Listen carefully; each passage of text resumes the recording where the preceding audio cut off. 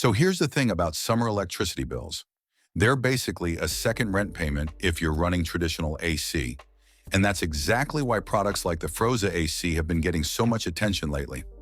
What caught my eye about this device isn't the marketing hype, it's the actual technology behind it. This is an evaporative cooling system, which fundamentally works differently than what most people are used to. Instead of just pushing hot air around like a regular fan, it's actually using water, and optionally ice, to drop the temperature of the air passing through it.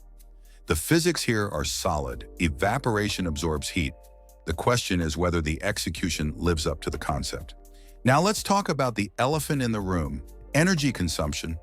The manufacturer claims up to 90% less electricity usage compared to traditional air conditioning units. That's a massive difference. To put this in perspective, if your AC is costing you $100 a month, we're potentially talking about $10 instead. Obviously, real-world results vary based on room size and climate, but the core principle checks out. Evaporative cooling is inherently more energy efficient than compressor-based systems. What stands out about the FROZA specifically is the portability factor.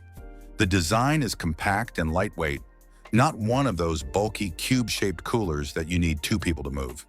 This actually matters more than people think. Most households need cooling in different spaces throughout the day. Bedroom at night, home office during work hours, living room in the evening. Having something you can genuinely relocate without planning a lifting session changes the value proposition entirely. Here's where it gets interesting from a practical standpoint. Zero installation. No drilling, no window modifications, no technician visits. For anyone in a rental situation, this is huge. You're not asking your landlord for permission or losing your security deposit over wall damage. Plug it in, add water, turn it on. That's it.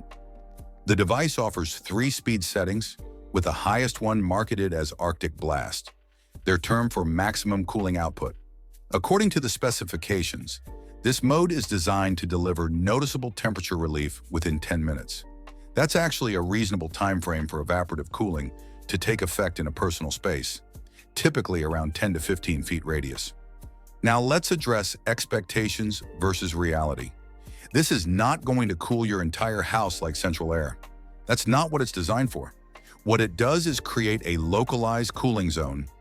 Think of it as a microclimate around your desk, bed, or couch. For someone working from home, sleeping, or just trying to stay comfortable without running whole house AC, that's exactly what's needed.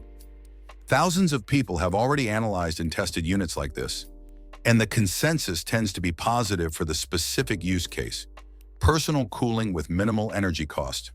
The key is understanding what you're getting: targeted relief, not whole home climate control. One thing worth mentioning, the manufacturer backs this with a guarantee, which means you can verify the performance claims without financial risk. That's actually important when evaluating any cooling device, especially in categories where marketing sometimes oversells capabilities. If you want to check the full specifications and current availability, the official site link is in the description below.